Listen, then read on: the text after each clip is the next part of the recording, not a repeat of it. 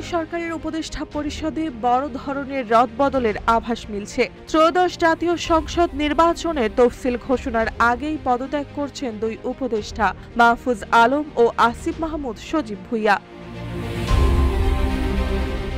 তাদের পদত্যাগের মধ্য দিয়ে শূন্য হচ্ছে স্থানীয় সরকার, তথ্য ও সম্প্রচার এবং যুব ও ক্রীড়া সরকারের ৩ গুরুত্বপূর্ণ মন্ত্রণালয়ের উপদেষ্টা পদ।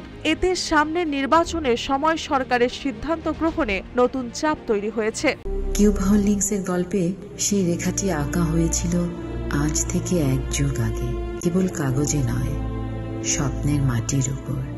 শব্দ নয়, কেবল নকশাই আমাদের ভাষা। Cube holdings limited. সরকারের সংশ্লিষ্ট সূত্র জানায়, নতুন কাউকে না এনে পুরনো উপদেষ্টাদের দিয়েই এসব শূন্য পদ পূরণের ভাবনা চলছে।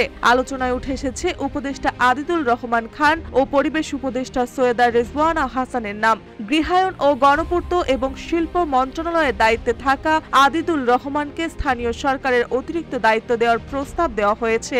যদিও স্থানীয় সরকার মন্ত্রণালয়ের বিভিন্ন অনিয়মের অভিযোগের কারণে তিনি প্রথমে অনাগ্রহ প্রকাশ করেছিলেন, কিন্তু শেষ পর্যন্ত সরকারের প্রস্তাবে রাজি হওয়ার ইঙ্গিত দিয়েছেন। তথ্য ও সম্প্রচার এবং যুব ও ক্রীড়া এই ২ মন্ত্রণালয়ের উপদেষ্টার পদ শূন্য হয়ে যাওয়ায় সেখানে দায়িত্ব পেতে পারেন সৈয়দা রেজওয়ানা হাসান। তার অভিজ্ঞতা ও প্রশাসনিক সক্ষমতাকে সামনে রেখে এই আলোচনায় এখন সরকারের ভেতরে প্রাধান্য পাচ্ছে।